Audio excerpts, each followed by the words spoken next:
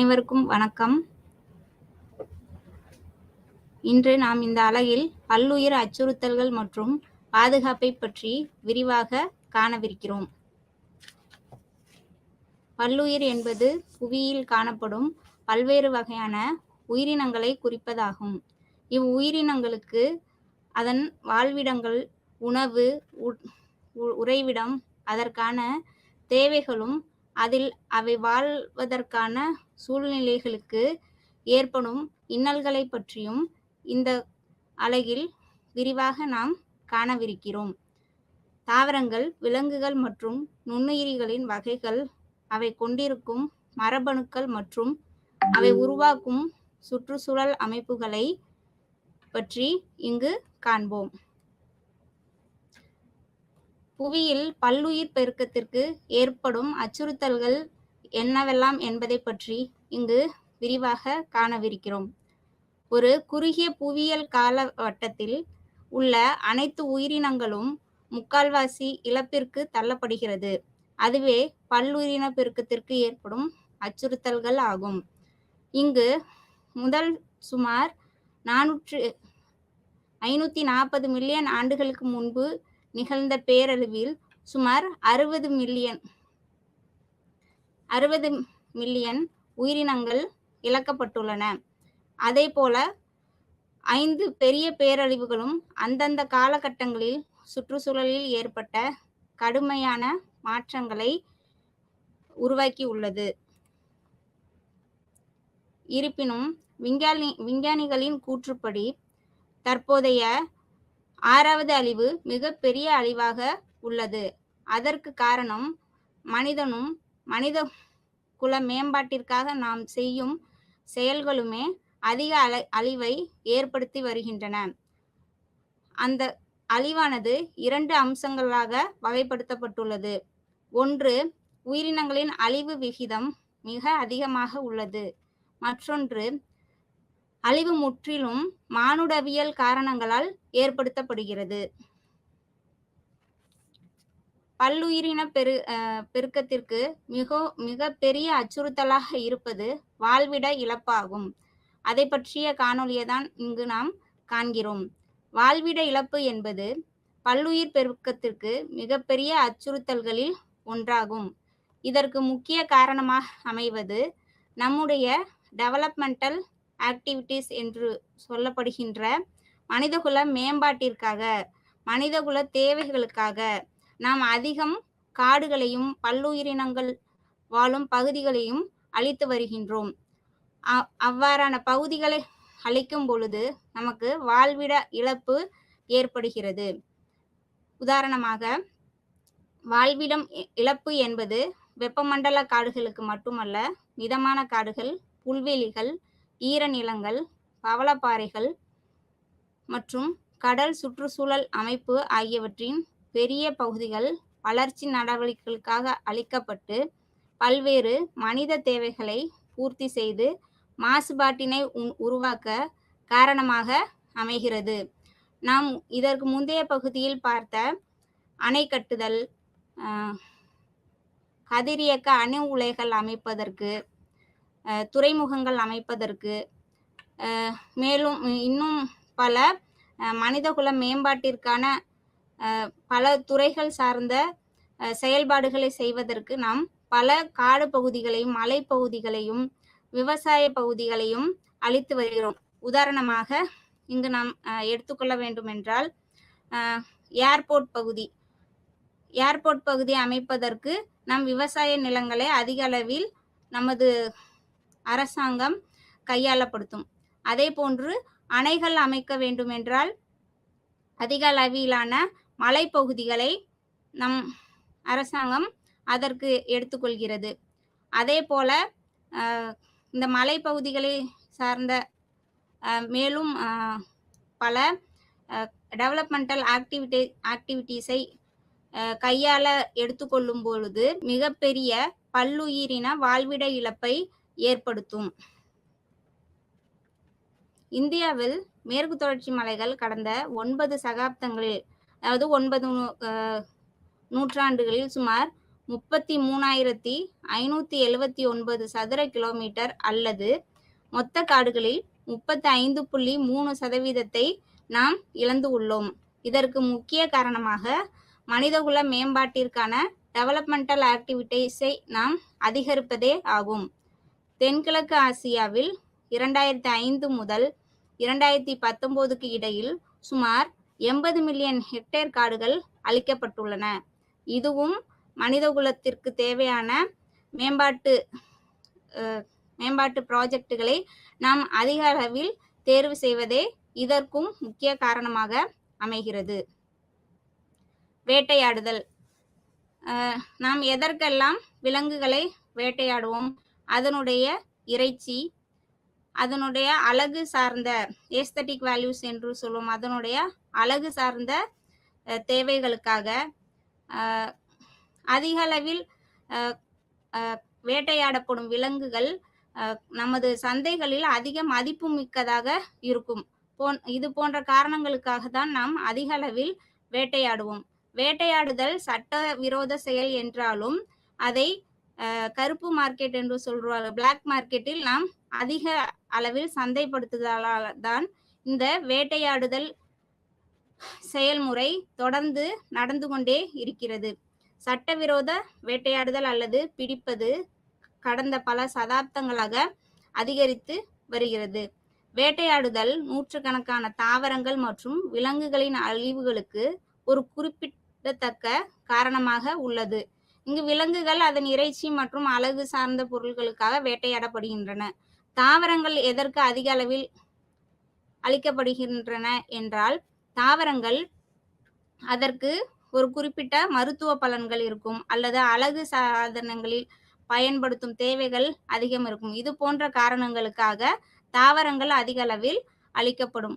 அதே போல் மிகப்பெரிய மரங்கள் பொதுவாக பர்னிச்சர்கள், மர ஜாமான்கள் உற்பத்தி செய்யும் தொழிற்சாலைகளுக்கு அதிக அளவில் ஏற்றுமதி அல்லது இறக்குமதி செய்யப்படும். மரங்கள் அதிக அளவில் வெட்டப்படுவதற்கு முக்கிய காரணம் சந்தைகளில் அதன் மதிப்பு மிக அதிக அளவில் இருப்பதே ஆகும். அது மட்டுமல்லாமல் விலங்குகள் அதன் உடல் உறுப்புகளுக்கும் செல்லப்பிராணி வணிகத்திற்காகவும் அதிக அளவில் சட்டவிரோதமாக வேட்டையாடப்படுகின்றன. Over harvesting.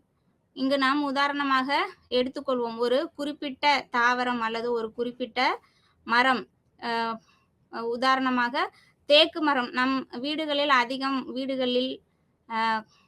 மிகப்பெரிய சூழல்கள், மிகப்பெரிய கல்யாண மண்டபம் போன்றவற்றில் அதிக அளவில் ஃபர்னிச்சர்கள் நாம் உபயோகப்படுத்துவோம். அந்த ஃபர்னிச்சர்களுக்கு தேக்கு மரங்கள் அதிகம் தேவைப்படுகின்றன.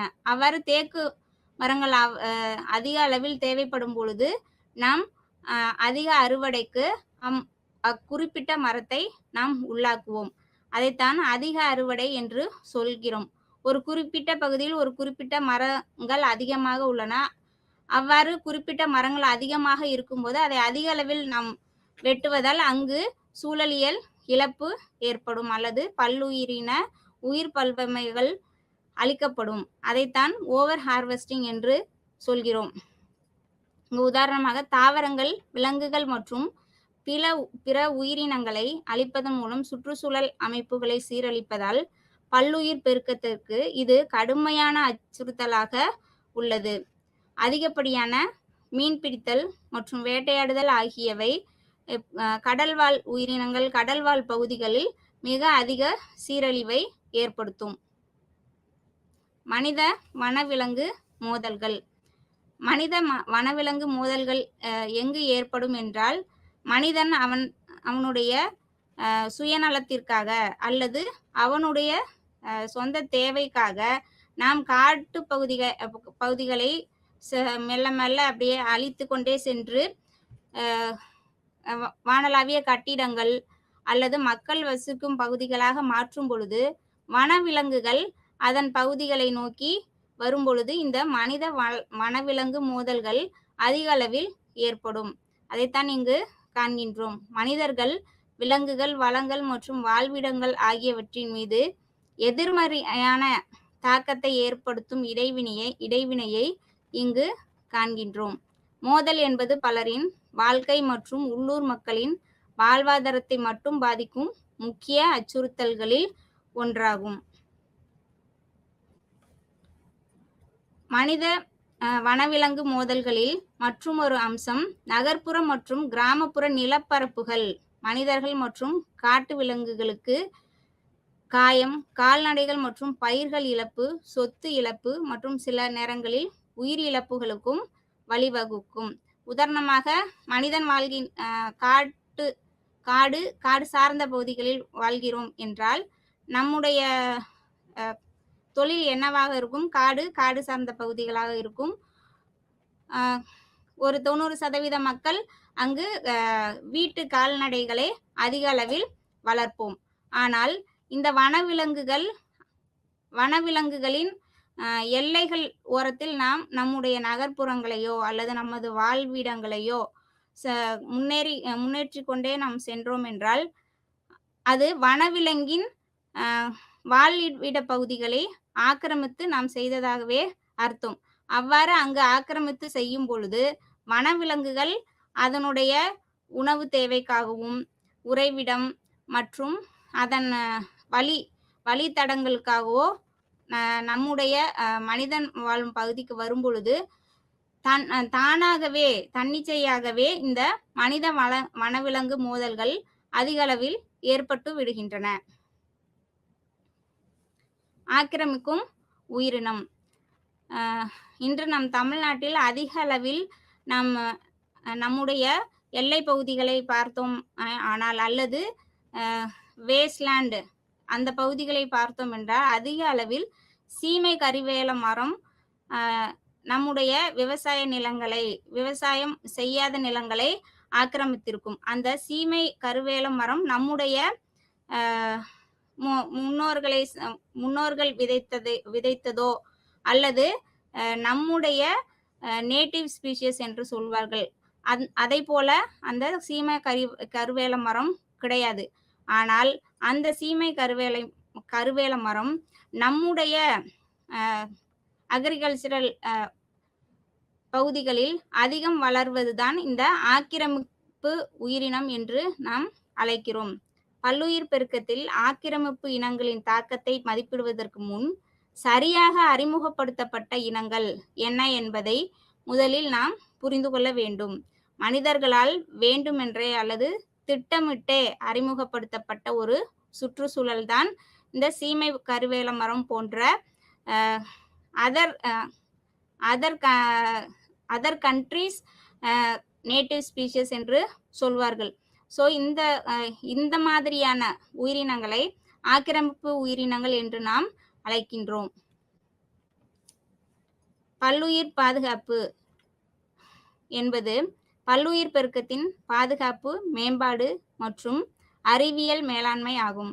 இதன் மூலம் அதை அதன் வரம்பு மட்டத்தில் பராமரிக்கவும் தற்போதைய மற்றும் எதிர்கால சந்ததியினருக்கு நிலையான நன்மைகளை பெறவும் முடியும். பல்லுயிர்களை பாதுகாப்பது என்பது உதாரணமாக இப்பொழுது எனக்கு ஒரு வீடு இருக்கிறது என்று நாம் எடுத்துக்கொண்டால் அந்த வீட்டினுடைய உரிமையாளர் யாராக இருப்பார் என்றால் என்னுடைய தந்தையோ இல்லை என்னுடைய தந்தையின் தந்தையாகவோ இருக்கலாம். அப்படி எனக்கு ஒரு பூர்வீகமாக ஒரு வீடு இருக்கிறது என்றால் அதன் உரிமையாளர் என்னுடைய தந்தையின் தந்தை, இப்பொழுது நான். இதே போன்றுதான் பல்லுயிரின பாதுகாப்பிற்கும் நாம் நம்முடைய அடுத்த சந்ததியினருக்கு இப்போது இருக்கக்கூடிய வளங்களையும் அதே மாதிரி பல்லுயிரினங்களையும் பத்திரமாக நாம் கொண்டு செல்ல வேண்டும். அதைத்தான் ஆங்கிலத்தில் சஸ்டைனபிள் டெவலப்மெண்ட் என்று சொல்கிறார்கள். நிலையான அபிவிருத்தி. இந்த நிலையான அபிவிருத்தி சஸ்டைனபிள் டெவலப்மெண்ட் என்ற ஒன்று இல்லாமல் நாம் நம்முடைய டெவலப்மெண்டல் ஆக்டிவிட்டீஸை கொண்டு சென்றோம் என்றால் நம்முடைய அடுத்த சந்ததியினருக்கு நாம் எதையுமே பாதுகாப்பாக விட்டு செல்லாமல் சென்று விடுவோம். அவ்வாறு பாதுகாப்பாக விட்டு செல்லாமல் சென்றால் நம்முடைய சந்ததியினர் தான் பாதிப்படைவார்கள். அதனால் இந்த பல்லுயிரினங்களை பாதுகாப்பது மிகவும் முக்கியமான ஒன்றாகும். பல்லுயிர் மற்றும் அதன் பாதுகாப்பு முறைகள். இந்த பாதுகாப்பு முறைகள் எதற்கு ஏற்படுத்தப்பட்டன என்றால், நாம் பல்லுயிரினங்களை அழித்து கொண்டு வருகின்றோம் என்ற ஒரு சூழலை நாம் எட்டிவிட்டோம். அவ்வாறு அந்த சூழலை எட்டிவிட்டோம் என்றால் அதை நாம் சேமிக்க வேண்டும். அதற்கு தான் இந்த பாதுகாப்பு முறைகள் அறிமுகப்படுத்தப்பட்டன. அதில் ஒன்று இன்சிச்சு கன்சர்வேஷன் என்று சொல்வார்கள். உள் நிலைமை அல்லது உள் சூழ்நிலை பாதுகாப்பு. அடுத்ததாக எக்ஸிச்சு கன்சர்வேஷன் என்று சொல்வார்கள். வெளி சூழ்நிலை பாதுகாப்பு. அதை பற்றி தான் இனி வரும் காணொளிகளில் நாம் விரிவாக காணவிருக்கிறோம். இன்சிச்சு கன்சர்வேஷன். இதற்கு உதாரணம் இப்போ காடுகள், மேற்கு தொடர்ச்சி மலைகள், ஹிமாலயன் ரீஜியன்கள், தார் பாலைவனங்கள் போன்றவை நம் நாட்டில், மன்னர் வளைகுடா போன்ற பகுதிகள் நம் நாட்டில் இயற்கையாகவே உள்ளன. நம்மளால் இயற்கையாக எதையேனும் ஒன்றை புதிதாக அறிமுகப்படுத்தவோ உருவாக்கவோ இயலாது. அவ்வாறு ஆன சூழ்நிலையில் இந்த இன்சிச்சு கன்சர்வேஷன், உள் சூழ்நிலை பாதுகாப்பு என்பது மிகவும் கருத்தியலில் கொண்டு வர வேண்டிய ஒரு கருத்தாக உள்ளது. இங்கு இயற்கை சுற்றுச்சூழல் பாதுகாப்பின் முக்கிய நன்மைகள் பின்வருமாறு குறிப்பிடப்பட்டுள்ளன. அதில் முதலாவதாக பல்லுயிர்களை பாதுகாப்பதற்கான செலவு குறைந்த மற்றும் வசதியான முறையாகும். இதைத்தான் சொன்னேன். நாம் புதிதாக இயற்கையான சூழ்நிலையோ, இயற்கையாகவே நீரையோ இல்லை இயற்கையாகவே மரம் செடி கொடிகளை வளர்ப்பது என்பது மிக கடினமான ஒன்றாகும். ஆகவே அவை இருக்கும் சூழ்நிலைகளிலேயே அதன் எல்லைகளை நாம் வரையறுத்து அதிலே நாம் பாதுகாத்தோம் என்றால் அதற்காகும் செலவு மற்றும் வசதிகள் மிகவும் குறைவானதாக இருக்கும். ஆதலால் தான் இந்த இன்சிச்சு கன்சர்வேஷன் முறையை பல்லுயிரினங்களை பாதுகாக்க ஏற்படுத்தி இருக்கிறார்கள். அடுத்தது, அதிக எண்ணிக்கையிலான உயிரினங்களை ஒரே நேரத்தில் பாதுகாக்க முடியும். உதாரணமாக இப்பொழுது நம்ம ஜுவாலஜிக்கல் பார்க்கு இல்லை பார்க்கு இது போன்ற இடங்களை நாம் செயற்கையாக உருவாக்கினால் அங்கு ஏதாவது ஒரு உயிரினத்தை தான் நம்மளால் மிகவும் பாதுகாப்பாகவும் அந்த சூழ்நிலையிலும் வளர்க்க முடியும். உதாரணமாக புலி, யானை, சிங்கம் போன்றவை. ஆனால் அதனுடைய இயற்கை சூழ்நிலையிலேயே நாம் பாதுகாக்கும் பொழுது அதிக எண்ணிக்கையிலான பல்லுயிரினங்களை அதே சூழ்நிலையில் நம்மளால் பாதுகாக்க இயலும். உயிரினங்கள் இயற்கையான சுற்றுச்சூழலில் இருப்பதால் அவை சிறப்பாக பரிணமிக்க முடியும் மற்றும் வெவ்வேறு சுற்றுச்சூழல் நிலைமைகளுக்கு எளிதில் சரி செய்ய முடியும். இந்த கருத்தை நாம் எடுத்துக்கொள்வோம். இப்பொழுது நாம் தமிழ்நாட்டில் இருக்கிறோம் என்றால் நமக்கு மிக அதிக வெப்பநிலை, அதே போன்று கார்த்திகை மார்கழி மாதங்களில் குளிர்காலங்கள், சித்திரை மாதம் போல நமக்கு வெயில் சற்று அதிகமாக இருக்கும். இந்த சூழ்நிலையை நம்மளால் தகவமைத்து கொள்ள இயலும். இதே நம்மளுடைய குழந்தைகளையும் நம்மளையும் கொண்டு போய் ஹிமாலயன் ரீஜியன்ல விடுறாங்க அப்படின்னு வச்சுக்கோங்களேன். அப்போ நமக்கு அந்த தகவமைவு மிக கடினமாக இருக்கும். மனிதர்களாகிய நமக்கே அந்த வாழ்விட தகவமைவு பிரச்சனை ஏற்படும். அப்பொழுது ஒரு விலங்கை கொண்டு வந்து ஒரு செயற்கை சூழ்நிலையை உருவாக்கி அதில் நாம் வளர்க்கும் பொழுது அது மற்றும் அதனை சார்ந்த மற்ற செயல்களும் அந்த சூழ்நிலைக்கு தகவமைத்துக் கொள்வது என்பது மிக கடினமான ஒன்றாகும். அதைத்தான் இந்த உயிரினங்கள் இயற்கையான சுற்றுச்சூழலில் இருப்பதால் அவை சிறப்பாக பரிணமிக்க முடியும் மற்றும் வெவ்வேறு சுற்றுச்சூழல் நிலைமைகளுக்கு எளிதில் சரி செய்ய முடியும். இந்த இன்சிச்சு கன்சர்வேஷன் முறையில் தேசிய பூங்காக்கள், வனவிலங்கு சரணாலயங்கள் மற்றும் உயிர்கோள காப்பகங்கள் ஆகியவை உள்ளடங்கிய சிறப்பு பகுதிகளாக இங்கு அமைகிறது. வெளி சூழ்நிலை கன்சர்வேஷன் அல்லது வெளி சூழ்நிலை பாதுகாப்பு. உதாரணமாக ஒரு விலங்கினமோ அல்லது ஒரு தாவர இனமோ மிகவும் எண்டமிக் ஸ்பீஷியஸ் அல்லது த்ரெட்டன் ஸ்பீஷியஸ் என்று அல்லது வல்னரபிள் ஸ்பீஷியஸ் என்று சொல்வார்கள். மிகவும் அழியும் தருவாயில் அல்லது மிகவும் எண்ணிக்கையில் குறைவாக வந்துவிட்டது என்றால் அவ்வாறான உயிரினங்களை இந்த எக்ஸிச்சு கன்சர்வேஷன் முறையில் நாம் புதிதாக உருவாக்கலாம் அல்லது பாதுகாக்கலாம். அதைத்தான் வெளி சூழ்நிலை பாதுகாப்பு என்று அழைக்கிறோம். உயிரியல் பூங்காக்கள், நர்சரிகள், தாவரவியல் பூங்காக்கள், மரபணு வங்கிகள், ஜீன் பேங்க் போன்ற செயற்கை சுற்றுச்சூழல் அமைப்புகளில் அழிந்து வரும் உயிரினங்களின் இனப்பெருக்கம் மற்றும் பராமரிப்பு ஆகியவை பல்லுயிர்களின் வெளி சூழ்நிலை பாதுகாப்பு முறையாகும். இங்கு உணவு, நீர் மற்றும் இடத்திற்கான போட்டி மிக குறைவாக உள்ளது. இதைத்தான் பல்லுயிரினம் அதன் இயற்கை சூழ்நிலையில் இருக்கும் பொழுது ஒரே இடத்தில் அதிக எண்ணிக்கையிலான உயிரினங்கள் இருக்கும்.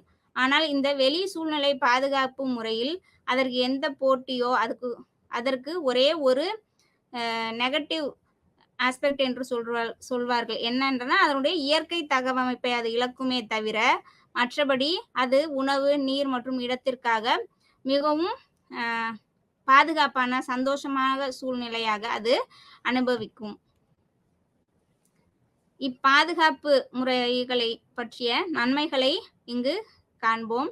விலங்குகளுக்கு நீண்ட நேரம் மற்றும் இனப்பெருக்க செயல்பாடு வழங்கப்படுகிறது. சிறைபிடிக்கப்பட்ட இனங்கள் காடுகளில் மீண்டும் அறிமுகப்படுத்தப்படலாம்.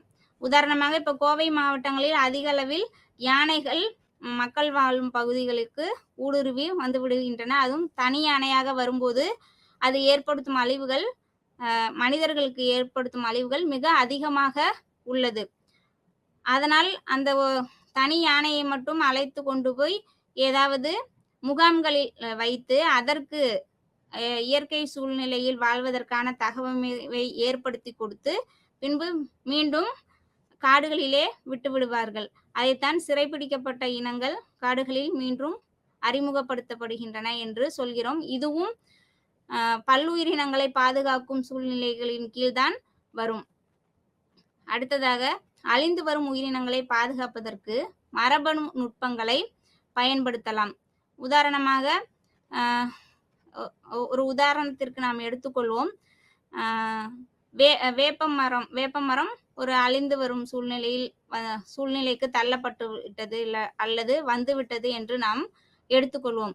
அப்போது அந்த வேப்பமர விதையை நாம் பத்திரப்படுத்தி அதை ஜீன் பேங்கில் பத்திரப்படுத்தி அதற்கேற்ற சூழ்நிலையை உருவாக்கி அதை மிக அதிக அளவில் உற்பத்தி செய்து அதை காடுகளில் விதை பந்துகளாக தூவி நாம் ஒரு அழிந்த அல்லது அழிந்து வரும் உயிரினத்தை புதுப்பிப்பதுதான் இந்த முறையின் கீழ் வரும். அடுத்ததாக இந்த அலகில் நாம் அதிகம் காணவிருப்பது சுற்றுச்சூழல் மாசுபாடு மற்றும் அதனால் ஏற்படக்கூடிய ஆபத்துகள் என்னவெல்லாம் என்று இந்த அலகில் நாம் விரிவாக பார்க்கவிருக்கிறோம். சுற்றுச்சூழல் மாசுபாடு என்றால் என்ன? சுற்றுச்சூழல் மாசுபாடு என்பது பூமி வளிமண்டல அமைப்பின் இயற்பியல் மற்றும் உயிரியல் கூறுகளின் மாசுபாடு அல்லது உயிரியல் கூறுகளில் ஏற்படும் மாறுபாடு ஆகும். ஒவ்வொரு பொருட்களுக்கும் அதன் இயற்பியல் மற்றும் வேதியியல் தன்மைகள் அதிகமாக இருக்கும். அதனுடைய இயற்பியல், வேதியியல் மற்றும் உயிரியல் பண்புகள் மாற்றம் அடையும் போது, ஒரு குறிப்பிட்ட அளவை தாண்டி மாற்றம் அடையும் போது நாம் அதை மாசுபாடு என்று சொல்கிறோம். அதைத்தான் இங்கு சுற்றுச்சூழல் செயல்முறைகள் மோசமாக பாதிக்கப்படும் அளவிற்கு மாசுபடுதல் என்று வரையறுத்து இருக்கிறார்கள். சுற்றுச்சூழல் என்றால் என்னன்னா, நம்மை சுற்றியுள்ள பொருட்கள் அனைத்தும் சுற்றுச்சூழல் என்கிறோம். அதில் நீர், நிலம், காற்று ஆகியவை மிக முக்கிய காரணிகளாக அமைகின்றன. இந்த முக்கிய காரணிகளில் ஏதேனும் மாறுபாடு அல்லது அதனுடைய பெர்மிசபிள் லிமிட் என்று சொல்வார்கள், அதனுடைய அளவு ஒரு குறிப்பிட்ட விகிதத்திலிருந்து மாறாக முற்றிலும் வேறாக மாறுபடும் போது அதை மாசுபாடு என்று கூறுகிறோம். இந்த சுற்றுச்சூழல் மாசுபாட்டில் முக்கியமாக 4, 5 காரணிகளை நாம் இங்கு விரிவாக காணவிருக்கின்றோம். ஒன்று காற்று மாசுபாடு, மற்றொன்று நீர் மாசுபாடு, நில மாசுபாடு, ஒலி மாசுபாடு ஆகியவை ஆகும். காற்று மாசுபாடு இங்கு வளிமண்டலத்தில் தீங்கு விளைவிக்கும் வாயுக்களை வெளியேற்றுவதால் ஏற்படுகிறது. கடந்த வகுப்பில் நாம் பார்த்தோம், தொழிற்சாலைகள், இருசக்கர வாகனங்கள், 4 சக்கர வாகனங்கள், மிகப்பெரிய தொழில் நிறுவனங்கள் ஆகியவை அதிக அளவில் வாயுக்களை, அதாவது carbon di oxide, carbon monoxide, sulphur di oxide, nitrogen di oxide போன்ற வாயுக்களை வெளியிடுவதால் அவை வளிமண்டலத்தில் உள்ள வாயுக்களில் கலந்து நமக்கு தீமையான வாயுக்களை கீழே அமிலமலையாக தருவிக்கின்றன. அதைத்தான் இங்கு காற்று மாசுபாடு என்று அழைக்கின்றோம். நீர் மாசுபாடு இது தொழிற்சாலை மற்றும் வீட்டு கழிவுகளை ஆற்றில் விடுவதால் ஏற்படுகிறது. இதனால் நீரின் தரம் குறைகிறது. நீரிற்கு பொதுவாக pH, EC, டோட்டல் ஹார்னஸ் போன்ற கடினத்தன்மை, அமிலத்தன்மை போன்ற நிறைய காரணிகள் அதன் தன்மையை வகிக்கும் விதத்தில் உள்ளன. அவ்வாறு அதன் தன்மையை வகிக்கும் நிலையிலிருந்து அதன் பர்மிசிபிள் லிமிட்டை தாண்டும் நிலைக்கு தள்ளப்படும் பொழுது அங்கு நீர் மாசுபாடு ஏற்படும். நில மாசுபாடு இது நிலத்தில் நச்சு கழிவுகளை கொட்டுவதால் ஏற்படுகிறது. இது விவசாயத்திற்கு தகுதியற்றதாக ஆக்குகிறது. அதே நீர் மாசுபாட்டிற்கு என்னவெல்லாம், காற்று மாசுபாட்டிற்கு என்னவெல்லாம் பார்த்தோமோ அதேதான் நில மாசுபாட்டிற்கும். இங்கும் தொழிற்சாலைகள், மனித நடவடிக்கைகள் மூலம் ஏற்படும் நச்சு கழிவுகள் எந்தவித ட்ரீட்மெண்ட்டும் இல்லாமல் அப்படியே நிலத்தில் கொட்டுவதால் நமக்கு நில மாசுபாடு ஏற்படுகிறது. இதனால் நிலங்கள் மலட்டுத்தன்மையை அடைகின்றன அல்லது விவசாயத்திற்கு தகுதியில்லாத நிலங்களாக மாற்றப்படுகிறது. ஒலி மாசுபாடு இதுவும் தொழிற்சாலை மற்றும் கனரக வாகனங்கள் தயாரிக்கும் தொழிற்சாலைகளிலிருந்து ஏற்படும் மிக அதிக அளவிலான ஒலி மாசுபாடு உண்டாக முக்கிய காரணியாக அமைகிறது. காற்று மாசுபாடு காற்று மாசுபாடு என்பது பூமியின் வளிமண்டலத்தில் தீங்கு விளைவிக்கும் வாயுக்கள், ரசாயனங்கள், நச்சு வாயுக்கள், துகள்கள். இந்த துகள்களைத்தான் நாம் சஸ்பெண்டட் பார்ட்டிகுலேட் மேட்டர் என்று வரையறுப்போம். உயிரியல் மூலக்கூறுகள் போன்ற வெளியிடுவதை குறிக்கிறது. இந்த வாயுக்கள் சில சந்தர்ப்பங்களில் கடுமையான உடல்நல பிரச்சனைகளை ஏற்படுத்துகின்றன. உதாரணமாக இப்பொழுதெல்லாம் நிறைய திரைப்படங்கள், இந்த யூடியூப் சேனல்களெல்லாம் மக்கள் அதிக அளவில் ஆக்சிஜன் சிலிண்டரை பயன்படுத்தி கொண்டிருக்கிறார்கள். அதற்கு காரணம் நுரையீரல் செயலிழந்து விட்டது. அதனால் நுரையீரல்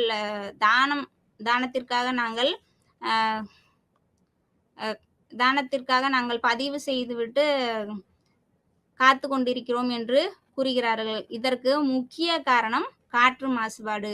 காற்று மாசுபாட்டில்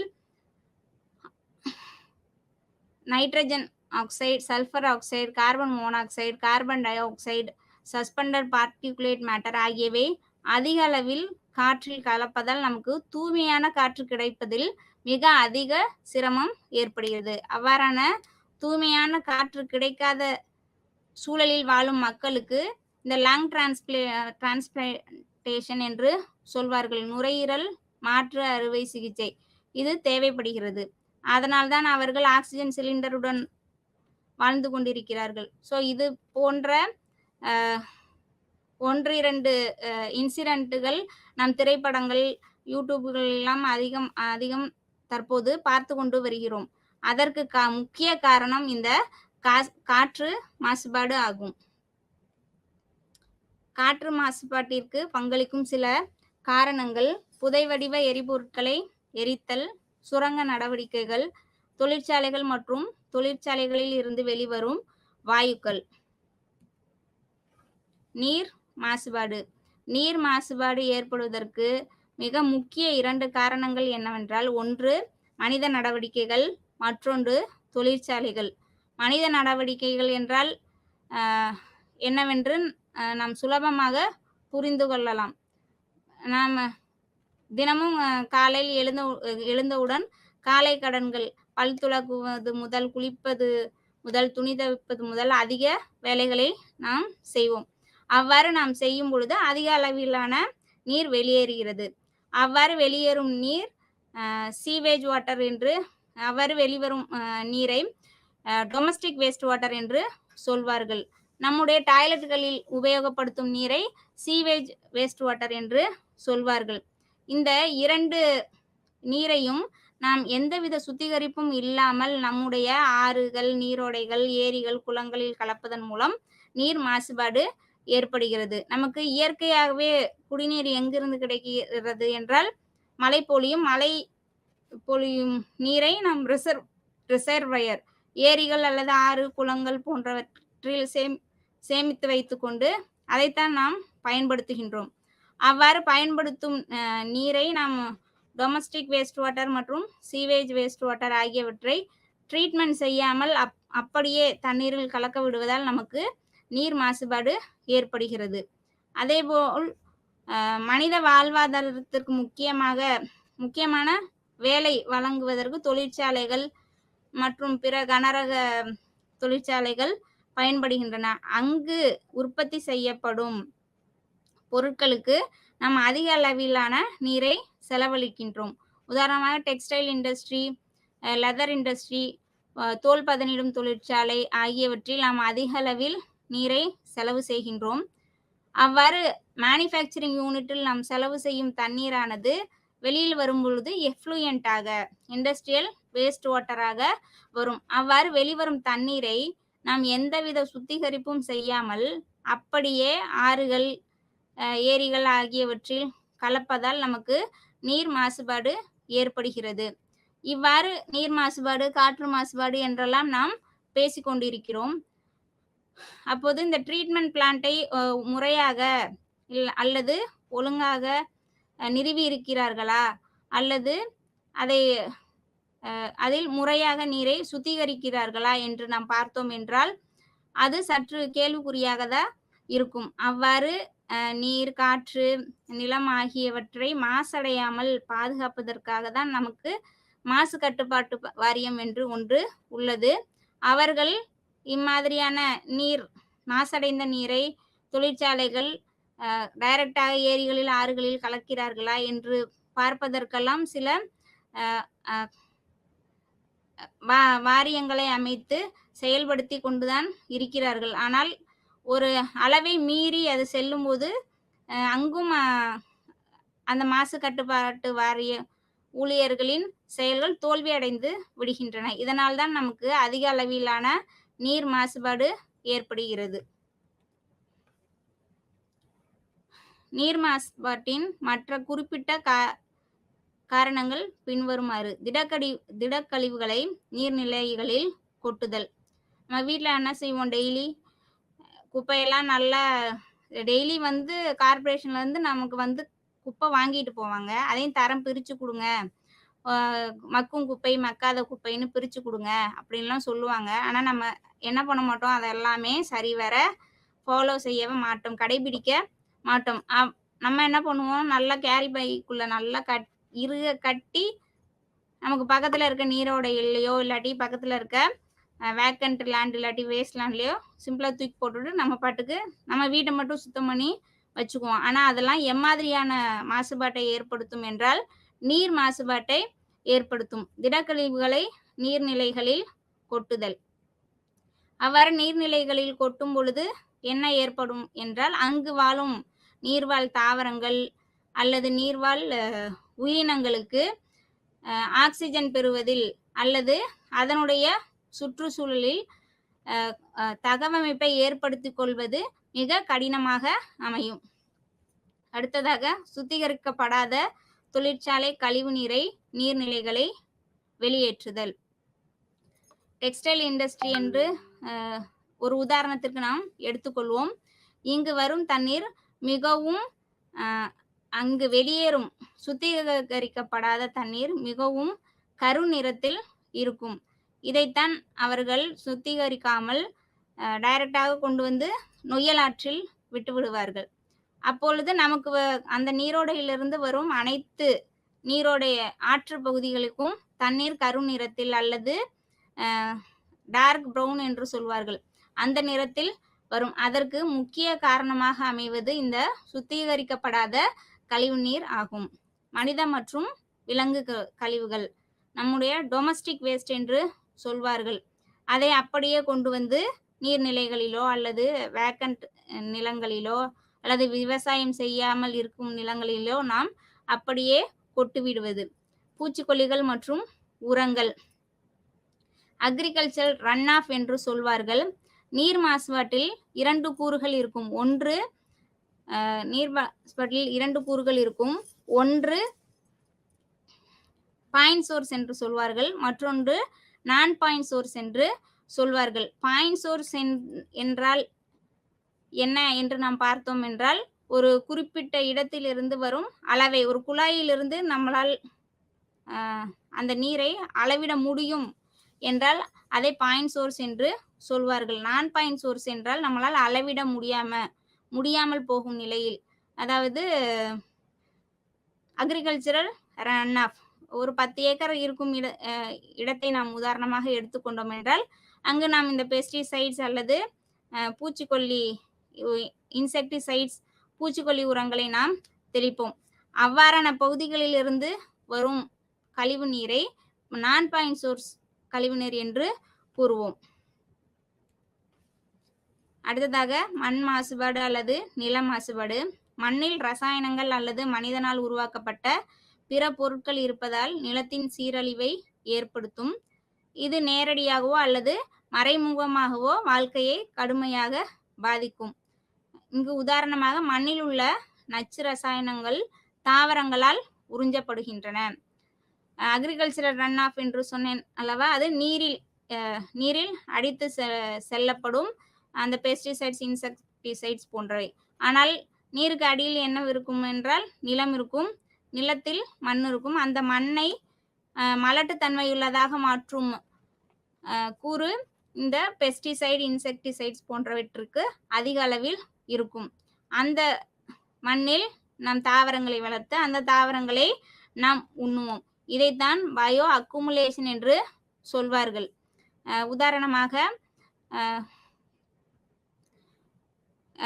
இன்செக்டிசைட் அதிகம் தெளிக்கப்பட்ட தாவரத்தை நாம் உட்கொண்டோம் என்றால் தாவரம் ப்ரொடியூசர், நாம் கன்சியூமர், நமக்கு வரும். நம்முடைய உணவு சங்கிலியில் அந்த நச்சுப்பொருள் கலந்துவிடும். நம்மிடம் இருந்து எக்ஸ்கிரீட்டா வெளியில் வரும். அந்த பொருள் திருப்பி மண்ணிற்கு போகும்போது டீகம்போசர்களால் சிதைக்க முடியாத பொருளாக மாற்றப்படும். அப்பொழுது மண் மாசுபாடு என்பது இந்த உணவு சங்கிலியில் தொடர்ந்து சென்று கொண்டேதான் இருக்குமே தவிர அதை எங்கேயுமே நம்மளால் இழக்க செய்ய முடியாது. ஏனென்றால் நம்முடைய ஃபுட் செயினில் அது அக்குமுலேட் ஆகி விடுகிறது. அதை தான் பயோ அக்குமுலேஷன் என்று சொல்வார்கள். அதற்கு இன்னும் பிற சுத்திகரிப்பு முறைகள் எல்லாம் தேவைப்படுகின்றன. இங்கு மண் மாசுபாட்டிற்கான முக்கிய காரணங்கள் என்னவெல்லாம் என்று பார்ப்போம். முறையற்ற தொழிற்சாலை கழிவுகளை அகற்றுதல், எண்ணெய் கசிவுகள், காற்று மாசுபாட்டால் ஏற்படும் அமில மழை, சுரங்க நடவடிக்கைகள், விவசாயம் மற்றும் வேளாண் ரசாயனங்கள் மற்றும் தொழில் விபத்துகள். தொழில் விபத்துகள் என்றால் என்ன? இப்போ செர்னோபைல் நியூக்ளியர் ஆக்சிடென்ட் என்பதை நாம் கேள்விப்பட்டிருப்போம். அந்த செர்னோபைல் நியூக்ளியர் ஆக்சிடென்ட்டில் அணுக்கரு உலை வெடித்து அந்த அணுக்கரு சுற்றியுள்ள அனைத்து பகுதிகளிலும் பரவிவிட்டது. அந்த பரவியது மட்டுமல்லாமல் அது உணவு சங்கிலி அல்லது உணவு வலையில் அது நிரந்தர வடுவாக மாறிவிட்டது. அதைத்தான் இங்கு தொழில் விபத்துகளுக்கு காரணமாக கூறலாம். ஒலி மாசுபாடு. ஒலி மாசுபாடு என்பது இயற்கை சமநிலையை சீர்குலைக்கும் சுற்றுப்புறத்தில் அதிக அளவு சத்தத்தை குறிக்கிறது. நம் தினசரி வாழ்க்கையில் நாம் 2 வீலரையோ அல்லது 4 சக்கர வாகனங்களையோ பயன்படுத்தி வருவோம். நம்ம உதாரணமாக ஒரு சிக்னலில் நிற்கிறோம் என்றால், அந்த ஹாரன் சத்தம் என்பது ஒரு குறிப்பிட்ட அளவில் இருந்தால் நமக்கு ஒண்ணும் அ தெரியாது. அதே ஒரு குறிப்பிட்ட அளவிற்கு மேல் சென்றால், நாம் 2 காதுகளையும் அடைத்துக் கொள்வோம். அதைத்தான் ஒலி மாசு என்று சொல்கிறோம். அது ஒரு குறிப்பிட்ட கால அளவுக்கு மேல் சென்றால், அது நிரந்தர ஒலி மாசாக நம் மனிதர்களுக்கு காது கேட்கும் திறனை இழக்கும். அதேபோன்று மற்ற அந்த சுற்றுச்சூழலில் உள்ள வனவிலங்குகளையோ, உயிரினங்களையோ அது அ நேரடியாக பாதிப்புக்கு உள்ளாக்கும்.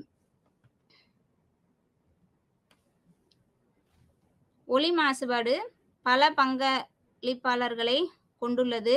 அதற்கு உதாரணமாக இங்கு கனரக இயந்திரங்கள், ஆலைகளிலிருந்து வெளியேறும் ஒலி, வாகனங்கள், விமானங்கள் போன்றவற்றை உதாரணமாக கூறலாம். அதேபோல் போக்குவரத்து இரைச்சல்கள், கட்டுமான இரைச்சல்கள், சமூக நிகழ்வுகளில் ஏற்படுத்தப்படும் ஒலிபெருக்கிகள், பட்டாசுகள் போன்றவை. இவையெல்லாம் நம் வாழ்வியலுக்கு மிகவும் முக்கியம். ஆனால் ஒரு அளவை மீறி செல்லும் பொழுது அது நம் வாழ்வியலுக்கு மிகவும் ஒரு தீங்கை விளைவிக்கும். அலகு 10. இவ்வலகில் நாம் கழிவு வேளாண்மை பற்றி காணவிருக்கிறோம். நம் நாட்டில் மிக அதிக இடங்களில் கழிவு மேலாண்மை இந்த காணொளியில் நீங்கள் பார்ப்பது போன்றுதான் இருக்கும்.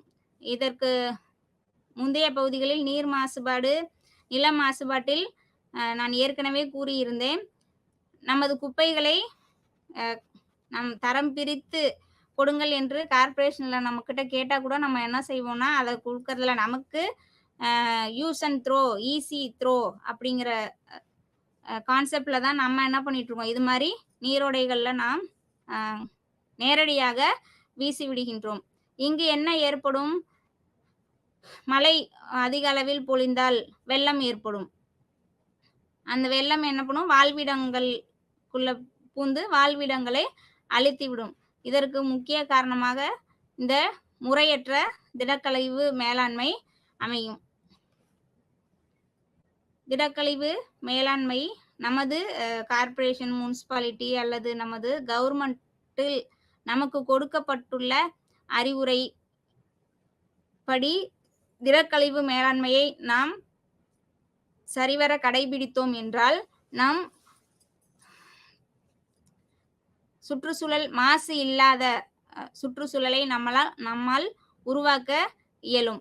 இதில் பார்த்தோம் என்றால் டஸ்ட்பின் கொடுத்திருப்பார்கள், ஒவ்வொரு நிறத்தில் இருக்கும். இந்த ஒவ்வொரு நிற குறியீட்டிலும் நாம் ஒவ்வொரு பொருட்களை, மக்கும் பொருட்கள், மக்காத பொருட்கள், வேஸ்ட், பயோமெடிக்கல் வேஸ்ட் போன்றவற்றை தனித்தனியாக நாம் உபயோகப்படுத்த கற்றுக்கொண்டோமே ஆனால் நம்முடைய அடுத்த ஜெனரேஷன், நம்முடைய அடுத்த தலைமுறை நில மாசுபாடு இல்லாத, நீர் மாசுபாடு இல்லாத ஒரு நல்ல சூழ்நிலையை நம்முடைய அடுத்த சந்ததியினருக்கு நம்மளால் கொடுக்க இயலும். இங்கு தொழிற்சாலை, உயிரியல், வீட்டு, நகராட்சி, கரிம உயிரியல், கதிரியக்க கழிவுகள் உட்பட அனைத்து வகையான கழிவுகளையும் கழிவு மேலாண்மை கையாளுகிறது. நம்முடைய நாட்டில் கழிவு மேலாண்மை திறம்பட செயல்படுகிறது. ஆனால் அதை நாம் திறன்பட பயன்படுத்துவதில்லை மற்றும் ஃபாலோ செய்வதில்லை என்ற குற்றச்சாட்டை நாமே நமக்கு கொடுத்து கொள்ள வேண்டும். ஏனென்றால் திடக்கழிவு மேலாண்மையில் எந்த ஒரு நாட்டிலும் இத்தனை டஸ்ட்பின்கள், இத்தனை கலர் டஸ்ட்பின்கள் எந்த ஒரு நாட்டிலும் பயன்படுத்தப்படவில்லை. இதில் பயோமெடிக்கல் வேஸ்ட் என்று ஒன்று இருக்கும், சாலிட் வேஸ்டில் டீக்ரேடபிள், பயோடிகிரேடபிள் என்ற ஒன்று இருக்கும், அடுத்ததாக வேஸ்ட் என்ற ஒன்று இருக்கும். இது அத்துணைக்கும் இந்த ஒவ்வொரு கலர் டஸ்ட்பின்கள் பதிலளிக்கும். ஆனால் இந்த திடக்கழிவு மேலாண்மையை தனி மனிதனிலிருந்து ஒரு ஆர்கனைசேஷன் அல்லது ஒரு கல்லூரி, ஒரு தொழில் நிறுவனங்கள் ஆகிய எந்த ஒரு இடத்திலும் நாம் திறம்பட அதை பின்பற்றுவதில்லை. அப்படி திறம்பட நாம் பின்பற்றினால் நம்மளால் தூய்மையான சுற்றுப்புற சூழ்நிலையை உருவாக்க இயலும். முன்னாடியெல்லாம் 3R என்று வைத்திருந்தார்கள். ரீசைக்கிள், ரெடியூஸ் அண்ட் ரீயூஸ் என்று. இப்பொழுது நம்மளுடைய சுற்றுச்சூழலில் நாளொரு மேனி பொழுதொரு வண்ணம் என்று ஒவ்வொரு பொருட்களாக உருவாகி கொண்டே இருக்கின்றன. ஆதலால் இப்பொழுது இந்த மறுசுழற்சிக்கு 7R என்ற ஒரு கூற்றை உற்பத்தி செய்து இருக்கிறார்கள். அதில் ஒன்று மறுசுழற்சி, தட் இஸ் ரீசைக்கிள், ரெஃப்யூஸ். வாங்கவே வாங்காதீங்க, இல்லை யூஸ் பண்ணவே பண்ணாதீங்கன்னு சொல்றோம்ல, அதுதான் ரெஃப்யூஸ். ரெடியூஸ், இந்த பொருளை இப்போ ஒரு என்வாயர்மெண்ட்ல இருந்து பிளாஸ்டிக்கை சடனா ரிமூவ் பண்ணுங்கன்னா நம்மளால அதை செய்ய முடியாது. ஸோ அதை கொஞ்சம் கொஞ்சமாக தான் நம்ம யூஸ் பண்ணுறத குறைச்சிக்கிட்டே வரணும். அதைத்தான் ரெடியூஸ் என்று சொல்கிறார்கள். அடுத்ததாக ரீயூஸ். இப்போ தேங்காய் இருக்குது, தேங்காய் கொட்டாங்குச்சி இருக்குன்னா அந்த கொட்டாங்குச்சியை வந்து ரீயூஸ் பண்ண கற்றுக்கோங்க. ஒரு விபூதி வைக்க யூஸ் பண்ணுங்க, இல்லை ஒரு சீட்ஸ் போட்டு வைக்க யூஸ் பண்ணுங்க அப்படின்னு சொல்கிறோம்ல, அதெல்லாம் வந்து இந்த ரீயூஸ் டெக்னாலஜிக்கு கீழே வரும். Next repair. இந்த வேஸ்டெல்லாம் ரிப்பேர் பண்ணி திரும்ப ரீயூஸ் பண்ணுங்க. நெக்ஸ்ட்டு ரீகிஃப்ட். ஒரு பொருள் வந்து இதாக இருக்குது அப்படின்னா அதை மற்றொரு பொருளாக மாற்றி அதை யூஸ் பண்ணுங்கன்னு சொல்கிறது தான் ரீகிஃப்ட். அடுத்ததாக மீட்கவும், ரெக்கவர் பண்ணணும். ஒன்று அழிஞ்சிருச்சுன்னு சொல்லாமல் அந்த அழியும் பொருள்ல இருந்து இன்னொரு பொருளை நம்மளால உற்பத்தி செய்ய முடியும்னு சொல்றது தான் இங்கே ரெக்கவர். கழிவு மேலாண்மை. இந்த கழிவு மேலாண்மையை நம்மளால இப்போ இருக்கிற சூழ்நிலையில 4G 2G 4G இப்போ 5G வந்தாச்சு. இனி வரும் காலங்களில் வேஸ்ட் இல்லாமல் அல்லது பொருள் இல்லாமல் நம்மளால் நம்மளை தகவமைத்துக் கொள்வது என்பது மிகவும் கடினமான ஒன்றாகும். அந்த மாதிரியான சூழ்நிலைகளில் இந்த கழிவு மேலாண்மையை முடிந்தவரை இந்த கழிவை நாம் ரீயூஸ் அல்லது ரிப்பேர் அல்லது ரீகிஃப்ட், ரெக்கவர் பண்ணி நம்ம யூஸ் பண்ண கற்றுக்கணும். இது உயிர் மருத்துவ கழிவு மேலாண்மை, பயோமெடிக்கல் வேஸ்ட் மேனேஜ்மெண்ட். இந்த பயோமெடிக்கல் வேஸ்ட் மேனேஜ்மெண்ட் எல்லாம் மிகவும் செக்யூரான, மிகவும் பாதுகாப்பான முறையிலே நமது நாட்டில் கடைபிடித்து வருகிறோம். ஆனால் நான் முன்னரே கூறியது போல தனி மனித ஒழுக்கத்திலிருந்து ஆர்கனைசேஷன் ஒழுக்கம் வரை நாம் இதை கண்டிப்பாக பின்பற்றியே ஆக வேண்டும். பின்பற்றி நாம் செயலில் செய்து காட்டியே ஆக வேண்டும் என்ற ஒரு குறிக்கோளை நாம் எடுத்துக்கொண்டோமே ஆனால் மட்டுமே இந்த உயிர் மருத்துவ கழிவு மேலாண்மையை எல்லாம் நாம் திறம்பட செய்ய இயலும். இந்த அலகில் உலகளாவிய சுற்றுச்சூழல் பிரச்சனைகள் என்னவெல்லாம் இருக்கின்றன என்பதை பற்றி நாம் விரிவாக காண இருக்கிறோம். இதற்கு முதலாவதாக அமிலமலை. இந்த பகுதியும் சரி, இதற்கு அடுத்து வரும் பகுதிகளும் நாம் அலகு 1 அலகு 10 வரை என்னவெல்லாம் பார்த்தோமோ அதில் ஏற்படும் மாசுபாடு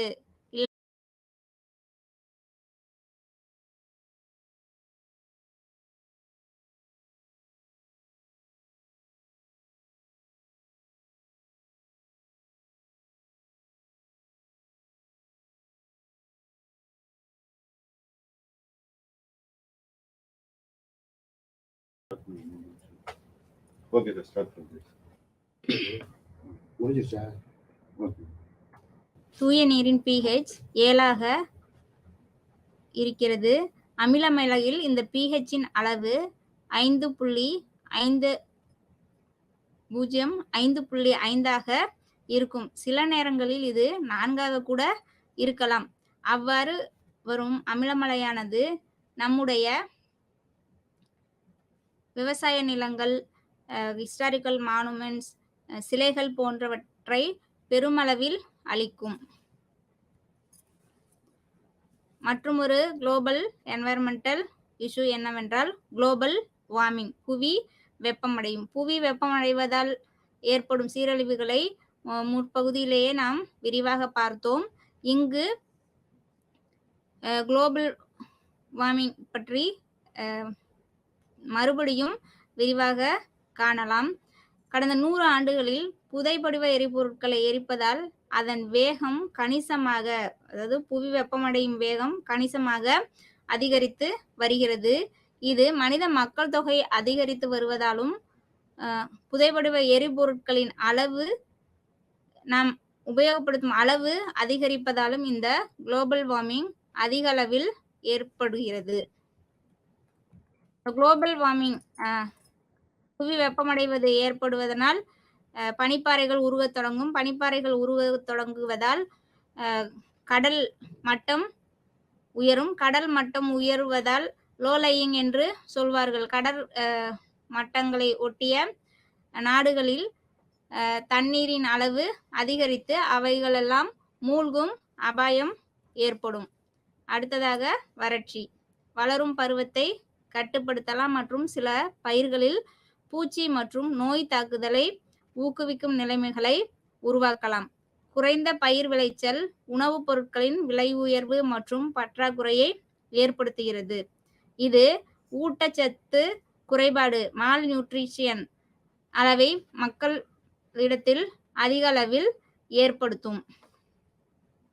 அடுத்ததாக உலக உணவு பிரச்சனை. இது 80 மில்லியனுக்கும் அதிகமான மக்களை பசியுடன் வைத்துள்ளது. இத்துடன் இந்த பகுதி நிறைவடைகிறது. நன்றி, வணக்கம்.